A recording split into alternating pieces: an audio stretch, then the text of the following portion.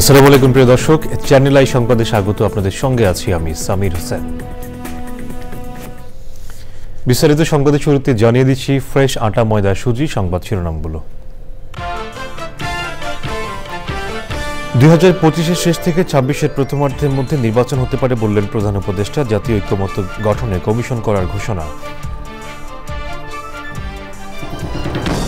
নতুন প্রজন্মের জন্য বীর মুক্তিযোদ্ধাদের সমৃদ্ধ বাংলাদেশ বিনির্মাণে অঙ্গীকার। বিশ্বমঞ্চে দেশের ভাবমূর্তি সমুন্নত করতে গুরুত্বারোপ। বিজয় দিবসে রাজধানীতে সবার আগে বাংলাদেশের আয়োজনে সর্বজনীন কনসার্ট। বিদেশি সংস্কৃতির আগ্রাসন রোধের প্রত্যয়। এবং মত পথের ভিন্নতা ভুলে দেশের উন্নয়নে সবাইকে ঐক্যবদ্ধ থাকতে বীর মুক্তিযোদ্ধাদের আহ্বান। চ্যানেল আইয়ে স্মরণে বরণে বিজয় দিবস।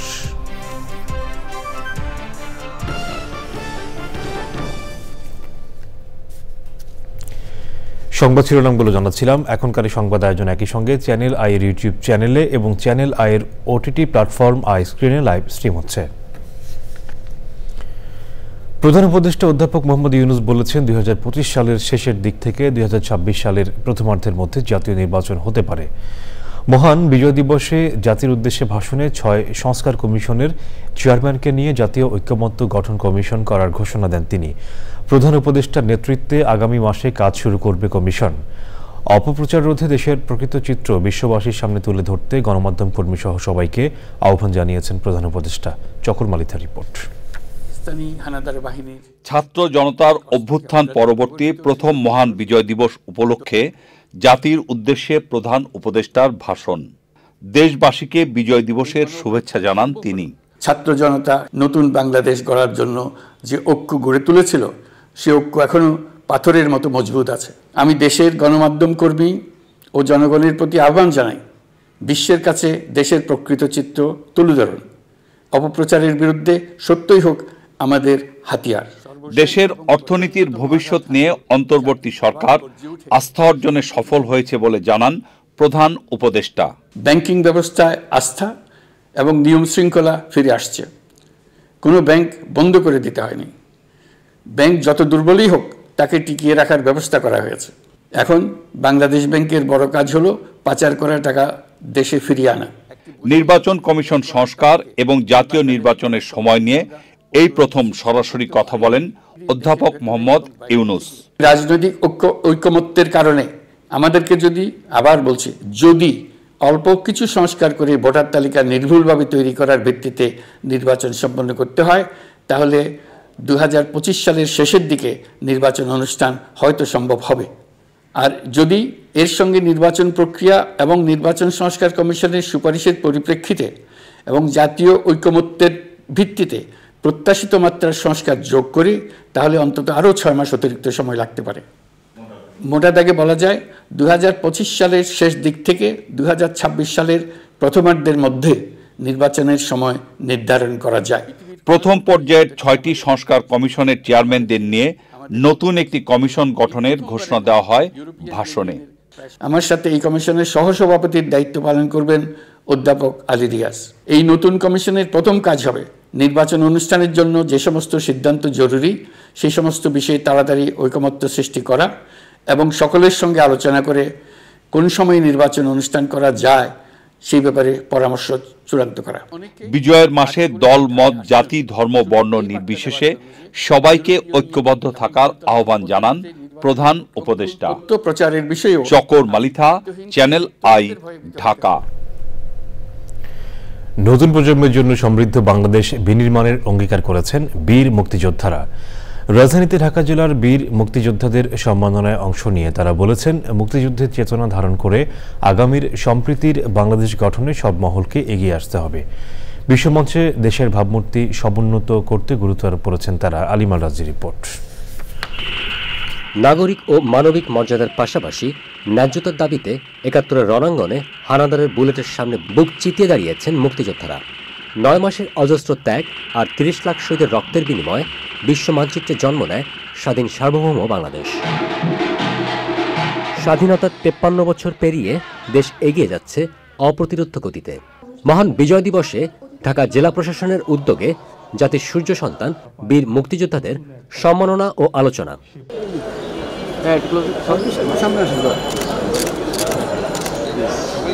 অনুষ্ঠানে বক্তারা ৭১-এর স্মৃতিচারণের পাশাপাশি সাম্য, সামাজিক ন্যায় বিচার ও মানবিক মর্যাদার বাংলাদেশ বিনির্মাণে জোর দেন। বীর মুক্তিযোদ্ধাগণ ওনারা তাদের জীবন ও রক্ত দিয়ে আমাদেরকে দেখিয়ে দিয়েছেন, আমাদের দেশকে স্বাধীন করেছেন। আর ২০২৪ সালের আমাদের যুব সমাজ, তরুণ প্রজন্ম আমাদেরকে নতুন আরেকটা দেশ উপহার দিয়েছেন। যে সমস্ত আমাদের সম্মানিত শ্রদ্ধেয় মুক্তিযোদ্ধারা আছেন, আপনারা আবার একত্রিত হন, আপনারা আবার একসাথে হয়ে স্লোগান তোলেন। যখন ভুয়া তালিকা তৈরি করে যে মুক্তিযুদ্ধ করে নাই তার নাম আপনার পাশে এসে স্থান নিয়েছে, তখন আপনাদেরকে অপমানিত করা হয়েছে। অন্যায় যখন মাত্রা ছাড়িয়ে যায় তখন ন্যায়ের সাথে তার সংঘর্ষ হয়। এরকমই সংঘর্ষের নাম মুক্তিযুদ্ধ, এরকমের সংঘর্ষের নাম ৯০-এর গণঅভ্যুত্থান, এরকমই সংঘর্ষের নাম হচ্ছে জুলাইয়ের গণঅভ্যুত্থান। সমাজে আইনের শাসন থাকবে, একজন আরেকজনকে শ্রদ্ধা করবে, সম্মান করবে, মিলেমিশে বসবাস করবে, এই ধরনের কতগুলো চেতনা নিয়ে, সুন্দর চেতনা নিয়ে ওনারা যুদ্ধ করেছেন। এই যে সুন্দর চেতনা, এগুলোর আসলে কোনো দল হয় না। এমন আয়োজনে সাধুবাদ জানিয়ে বীর মুক্তিযোদ্ধারা বলেছেন, দেশ গঠনে নিজ সামর্থ্য অনুযায়ী সবার আত্মনিয়োগের বিকল্প নেই। সম্বর্ধনা পাবো, সম্মান পাবো, এই আশায় আমরা কিন্তু যুদ্ধে যাই নাই। আমরা যুদ্ধে গেছি দেশকে স্বাধীন করতে, কারণ আমরা এতই আমাদেরকে ঘৃণার চোখে দেখতেন পাকিস্তানিরা। যেই মুক্তিযুদ্ধের স্বপ্নটা নিয়ে আমরা লড়াই করেছিলাম, সেই মুক্তিযুদ্ধের স্বপ্নটা অর্জিত হয়নি। সেই মুক্তিযুদ্ধের স্বপ্ন ছিল একটা শোষণহীন সমাজ ব্যবস্থা। আমাদের বাসস্থান, খাদ্য, আমাদের নিরাপত্তা সমস্ত দিয়েছে জনগণ। অতএব জনগণ ও মুক্তিযোদ্ধা। ৫৩ বছরে আমরা কতটুকু আগাতে পেরেছি, এটা কিন্তু একটা বিশাল প্রশ্ন। আমাদের এই দেশটাকে এগিয়ে নিয়ে যাওয়ার জন্য আমাদের কিন্তু ভূমিকা রাখতে হবে। আমাদের ভূমিকা কিন্তু শেষ হয়ে যায় নাই, এই যুদ্ধ শেষ হয়ে যায় নাই। যে যুদ্ধ হচ্ছে বাংলাদেশকে ভালো রাখার যুদ্ধ, বাংলাদেশকে এগিয়ে নিয়ে যাওয়ার যুদ্ধ, বাংলাদেশকে একটা ভালো রাষ্ট্রে পরিণত করার যুদ্ধ। আমাদের এই অতি লোভ, যে দ্রুত কিছু অর্জন করার যে আমাদের একটা প্রবণতা, সেখান থেকে কিন্তু আজকে নানা রকমের দুঃশাসন বলি, দুর্বিষহ ব্যবস্থাপনা বলি, তা হচ্ছে। সুতরাং আসুন আমরা সবাই হাতে হাত মিলিয়ে আবার সেই ৭১-এর মতো বাংলাদেশটাকে ভালো রাখার জন্য এগিয়ে যাই এবং একসাথে আমরা যেন সবাই থাকতে পারি, সে প্রচেষ্টা থাকে আমাদের। দেশের উন্নয়ন ও গণতন্ত্র সংহত করতে লাখো প্রাণের আত্মাহুতির চেতনা সমুন্নত রাখার বিকল্প নেই বলেছেন জাতির শ্রেষ্ঠ সন্তানরা। আলিমাল রাজি, চ্যানেল আই, ঢাকা। মহান বিজয় দিবস উপলক্ষে কনসার্ট করেছে বিএনপির সংগঠন সবার আগে বাংলাদেশ। Nagarbaul James Souls Different Touch থেকে শুরু করে খুরশিদ আলম, প্রীতম ও বেবি নাজরিনের মতো শিল্পীদের অংশগ্রহণ ছিল এই কনসার্টে। আয়োজকরা জানিয়েছেন, দেশীয় সংস্কৃতিকে এগিয়ে নিতেই এমন আয়োজন। রাহুল রায়ের রিপোর্ট।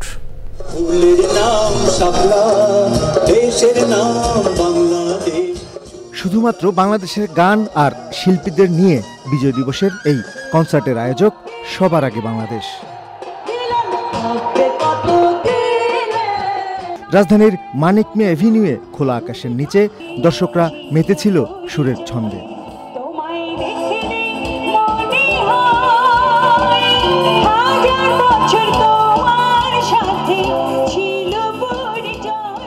গলার জাদুতে মুগ্ধ করেছেন খুরশিদ আলম, মনির খান থেকে শুরু করে হাল আমলের কণা আর প্রীতম।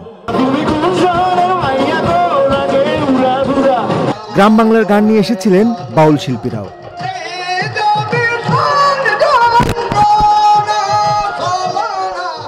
আয়োজকরা বলেছেন, কৃষ্টি সংস্কৃতি সহ প্রতি ক্ষেত্রেই এগিয়ে নিতে হবে বাংলাদেশকে। বিগত দিনে অনেক কনসার্ট হয়েছে, আমরা দেখেছি, লক্ষ্য করেছি যে সেখানে ভারতীয় শিল্পী, পাকিস্তানের শিল্পী, উর্দু, বিনদেশি এবং হিন্দি অনেক গান হয়েছে, কিন্তু না, আজকে এই প্রজন্মের যারা রয়েছে তাদেরকে আমরা বাংলাদেশের সংস্কৃতি, বাংলাদেশের চিন্তাধারায় উদ্বুদ্ধ করার জন্য বাংলাদেশের শিল্পীদের মাধ্যমে আজকে একটা কনসার্টের আয়োজন করেছি। আমরা দেশপ্রেমকে উদ্বুদ্ধ করার জন্য আমাদের ভারপ্রাপ্ত চেয়ারম্যান দেশনায়ক তারেক রহমান এই থিমটি দিয়েছে যে আমরা বাংলাদেশের শিল্পীদেরকে ব্যান্ডিং করব। আমাদের ভারপ্রাপ্ত চেয়ারম্যান দেশনায়ক তারেক রহমান উনি হৃদয়ে উপলব্ধি করেছেন সবার উপরে বাংলাদেশ, তার উপরে কিছু নাই। আমরা বাংলাদেশকে নিয়ে চিন্তা ভাবনা করি, বাংলাদেশের মানুষের জন্য কাজ করি। সন্ধ্যার কনসার্টের বিরতিতে অনুষ্ঠিত হয় আতশবাজিতে বিজয় দিবস উদযাপন। এরপর শুরু হয় ব্যান্ড শিল্পীদের সুরের মূর্ছনা।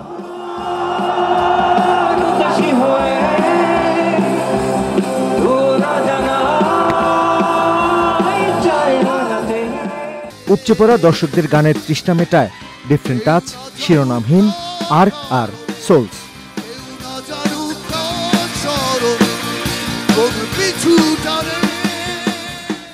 দর্শকদের দীর্ঘ অপেক্ষার অবসান ঘটিয়ে সবশেষে মঞ্চে ওঠেন নগরবাউল জেমস। জানিয়ে দিস অনেক কেঁদেছি আর কাঁদতে পারি না। বিজয় দিবসের সন্ধ্যা হয়ে ওঠে সুরময়। আয়োজনের মিডিয়া পার্টনার চ্যানেল আইয়ের পর্দায়ও দর্শকরা উপভোগ করেছেন এই সঙ্গীত আয়োজন। আমি তারায় তারায় রটিয়ে দেব তুমি আমার। ২৬ মার্চ স্বাধীনতা দিবসে আবারও এমন আয়োজন করবে সবার আগে বাংলাদেশ।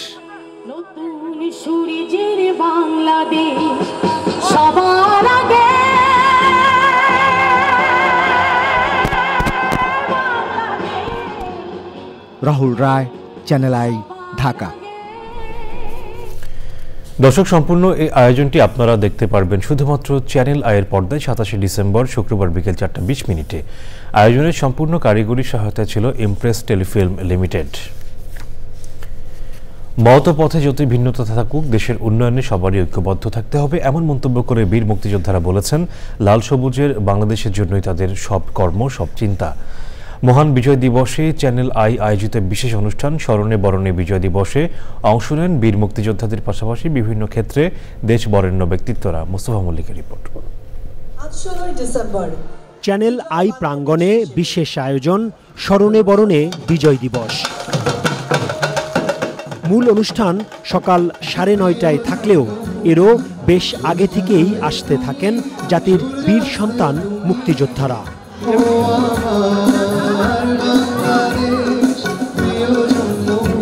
পুরো আয়োজনই সূর্য সন্তানদের নিয়ে। বিজয়ের এই দিনে সম্মানিত করা হয় তাদের। আই চ্যানেল বিশেষ করে মুকেশ ভাই যেন আমাদের অসহায় কিছু মুক্তিযোদ্ধাদের আর্থিক সহায়তা করেন এবং তার নিজের সম্মানিত হন এবং আমাদের সম্মানিত করেন। খুবই খুশি হয়েছে এই অনুষ্ঠানে আসতে পারে, নিজেকে ধন্য মনে করতেছে। সুন্দর আনন্দ লাগছে, ভালো লাগছে। আমাদের যে সম্বর্ধনা অনুষ্ঠানে এখানে আসতে পারতেছি, এই জন্য আমি নিজেকে গর্বিত মনে করতেছি।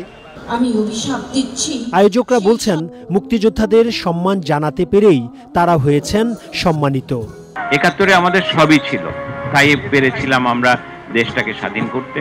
৭১ পরে আজ 2024-এ আমাদের প্রত্যয়, এই প্রজন্ম আমাদের সেই দিনকার বাংলাদেশকে, সেই মানচিত্র পতাকাকে বয়ে নিয়ে যাবে। আয়োজন নিয়ে বিস্তারিত তুলে ধরেন প্রকৃতি ও জীবন ফাউন্ডেশনের চেয়ারম্যান মুক্তিযোদ্ধা মুকিত মজুমদার বাবু। ৭১-এর স্বাধীনতা যদি না হতো তাহলে কিন্তু আজকে আমরা এই বাংলাদেশে কিছুই করতে পারতাম না। লক্ষ লক্ষ মানুষ কিন্তু সেই সময় আত্মহুতি দিয়েছে এই বাংলাদেশে জন্য, এবং তাদের আত্মার শান্তির জন্য আমাদের কিন্তু আমাদের যার যা ক্ষমতা আছে তার সাথে মমতা মিশিয়েই কিন্তু আমাদের এগিয়ে আসতে হবে এবং আমাদের এই দেশটাকে ভালো রাখতে হবে। আমরা 5ই আগস্টের যে পরিবর্তন দেখেছি, সেই পরিবর্তনের পর এখন আমরা নিশ্চয়ই আশা করব যে বাংলাদেশটা আরো সুদৃঢ়ভাবে এগিয়ে যাবে। মুক্তিযুদ্ধের চিত্রে বাংলাদেশকে তুলে ধরেন বিশিষ্টজনরা। বিজয়ের দিনটিকে বাঁচিয়ে রাখার জন্য, জিয়ে রাখার জন্য, এগিয়ে নিয়ে যাওয়ার জন্য আমরা শিল্পীরা আমাদের ভাষায় সবসময় কথা বলে থাকি। আমাদের বিজয়ের উদ্দেশ্য ছিল মুক্তি, মানুষের মুক্তি, বৈষম্য থেকে মুক্তি।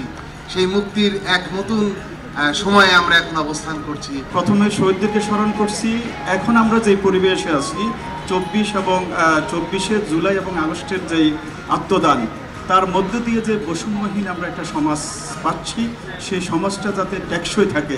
এখন যেসব মুক্তিযোদ্ধারা বেঁচে আছেন, আমি মনে করি তাদের জন্য আমাদের সব কিছু করা উচিত। কারণ যারা মুক্তিযুদ্ধে অংশ নিয়েছিলেন তাদের কিন্তু সবার বয়স বেড়ে যাচ্ছে। এই বয়স বাড়ার সাথে সাথে তারা যারা ওরকম সামর্থ্য নেই, তারা বিভিন্ন রকমের কষ্টের মধ্যে আছে। তা আমি আজকের দিনে আশা করব যে আমরা সবাই এই মুক্তিযোদ্ধা যারা আছে তাদের জন্য সবাই সাহায্য করি।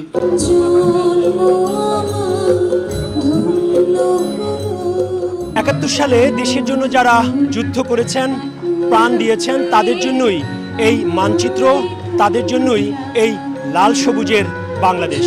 এখানে যেসব মুক্তিযোদ্ধারা এসেছিলেন তারা বলছেন মুক্তিযুদ্ধ হচ্ছে বাংলাদেশের সর্বোচ্চ গৌরবে।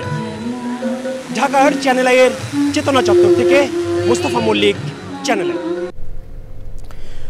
উত্তরের জেলা দিনাজপুরে জেঁকে বসেছে শীত। শীতের তীব্রতার পাশাপাশি বেড়েছে কুয়াশার দাপটও। শীতের খবর জানতে সরাসরি যাচ্ছি দিনাজপুরে শাহ আলম শাহীর কাছে। শাহী, তীব্র শীতে সাধারণ মানুষের কি অবস্থা, সেখানকার পরিবেশটা কেমন দেখছেন?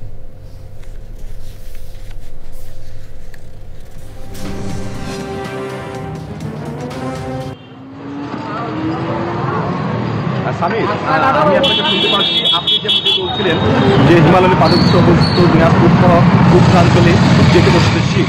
আসলে কদিন ধরে লাফিয়ে লাফিয়ে বাড়ছে শীতের তীব্রতা, আর শীতের তীব্রতার সাথে বাড়ছে ঘন কুয়াশা। সন্ধ্যা হলে ঘনিয়ে আসছে, কুয়াশা আচ্ছন্ন হয়ে পড়ছে চারদিক, এবং এই অবস্থা বিরাজ করছে পরদিন সকালে সূর্য ওঠা না পর্যন্ত। যদিও আজকে সূর্য উঠছে, তবে আজ সকাল 6টায় দিনাজপুরের সর্বনিম্ন তাপমাত্রা ছিল 11 ডিগ্রি সেলসিয়াস। গত কয়েকদিন ধরে 10 থেকে 11 ডিগ্রি সেলসিয়াসের মধ্যেই তাপমাত্রা ওঠানামা করছে। সামির, আমি এখন অবস্থান করছি দিনাজপুরের ঐতিহ্যবাহী কাঞ্চন সেতুর পূর্ব পাশে। আমার আশপাশে অনেকে রয়েছে, তবে আমরা দু একজনের কাছে জানতে চাইবো আজকে শীতের অনুভূতি। ভাইজান, শীত কেমন শীত চলছে? দিনাজপুরে কয়েকদিন ধরে শীত অনেক বেশি। এই শীতে খেটে খাওয়া মানুষগুলি খুব কষ্ট পাচ্ছে। আমি মনে করি দিনাজপুরে শীত বস্ত্র বিতরণের সরকারের পাশাপাশি বিশ্ববান এগিয়ে আসে মানুষগুলির কষ্ট ধন্যবাদ। এদিকে আমাদের আবহাওয়া অধিদপ্তর জানিয়েছে যে এই মাসের এবং আগামী বছরে মাঝামাঝি সময়ে আরো বেশ হয়ে যাবে, এইটাই জানিয়েছে আবহাওয়া। হৃদয়, দিনাজপুরের শীত পরিস্থিতি নিয়ে এটাই ছিল আমার কাছে শেষ আপডেট। শাহী, আপনাকে ধন্যবাদ আমাদের সঙ্গে যুক্ত হওয়ার জন্য। সংবাদের রিপোর্ট জেনেছি বিরতি।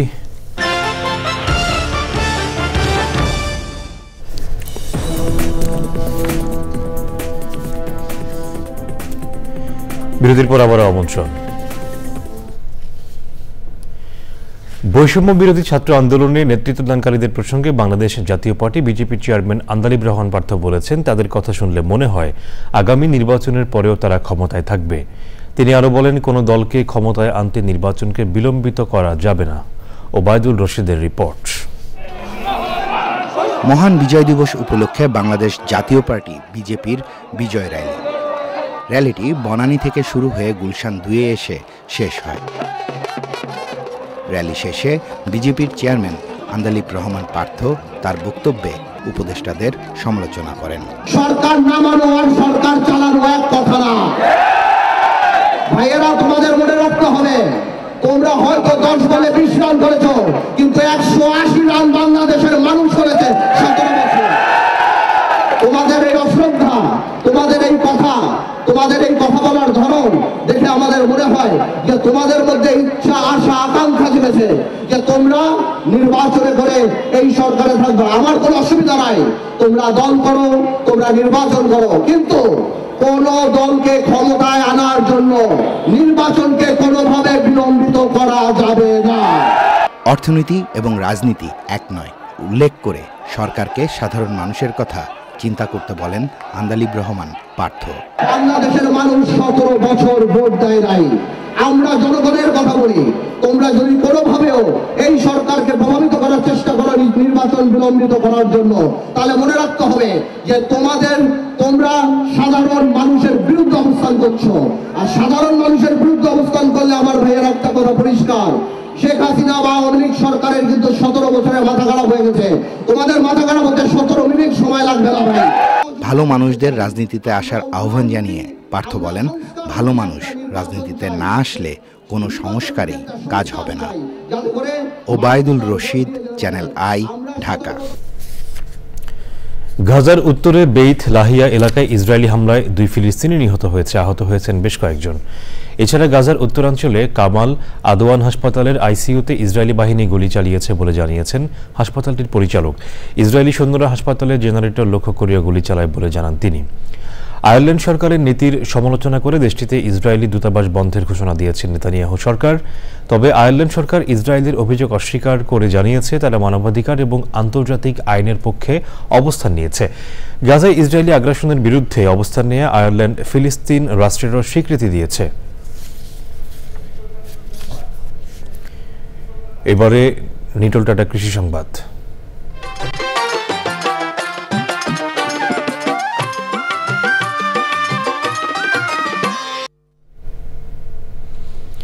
চায়না কমলা আবাদে ব্যাপক সাফল্য পেয়েছেন টাঙ্গাইলের তরুণ উদ্যোক্তা দেলোয়ার হোসেন দিলু। করোনা মহামারীতে ব্যাপক ক্ষতি কাটাতে কৃষিকাজে মনোযোগী হন তিনি। টাঙ্গাইলের এই তরুণ কৃষি উদ্যোক্তা এখন এলাকাবাসীর অনুপ্রেরণার উৎস।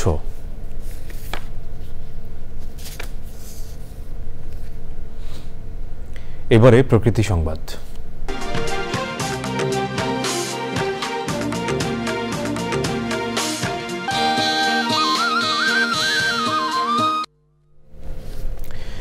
প্রাকৃতিক দুর্যোগ মোকাবেলা ও প্রাণ প্রকৃতি রক্ষার পাশাপাশি অর্থনৈতিকভাবে অবদান রাখছে খেজুর গাছ। গাইবান্ধার গোবিন্দগঞ্জে শত শত গাছের রস থেকে বাণিজ্যিকভাবে উৎপাদিত হচ্ছে খাঁটি গুড়। স্বাদ ও গুণগত মান ভালো হওয়ায় চাহিদা বাড়ছে এই গুড়ের। পরিবেশের ভারসাম্য রক্ষার পাশাপাশি আঞ্চলিক অর্থনীতি সমৃদ্ধ করতে ঐতিহ্যবাহী খেজুর গাছ রক্ষার তাগিদ দিয়েছেন পরিবেশবাদী সহ সংশ্লিষ্টরা। শেষ করার আগে ফ্রেশ আটা ময়দা সুজি সংবাদ শিরোনামগুলো জানিয়ে দিচ্ছি আরো একবার। 2025-এর শেষ থেকে 26-এর প্রথমার্ধের মধ্যে নির্বাচন হতে পারে বললেন প্রধান উপদেষ্টা। জাতীয় ঐক্যমত্য গঠনে কমিশন করার ঘোষণা। নতুন প্রজন্মের জন্য বীর মুক্তিযোদ্ধাদের সমৃদ্ধ বাংলাদেশ বিনির্মাণের অঙ্গীকার। বিশ্বমঞ্চে দেশের ভাবমূর্তি সমুন্নত করতে গুরুত্ব আরোপ। বিজয় দিবসে রাজধানীতে সবার আগে বাংলাদেশের আয়োজনে সর্বজনীন কনসার্ট। বিদেশি সংস্কৃতির আগ্রাসন রোধের প্রত্যয়।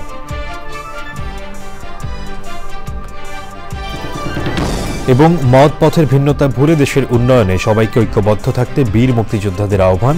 চ্যানেল আইয়ে স্মরণে বরণে বিজয় দিবস।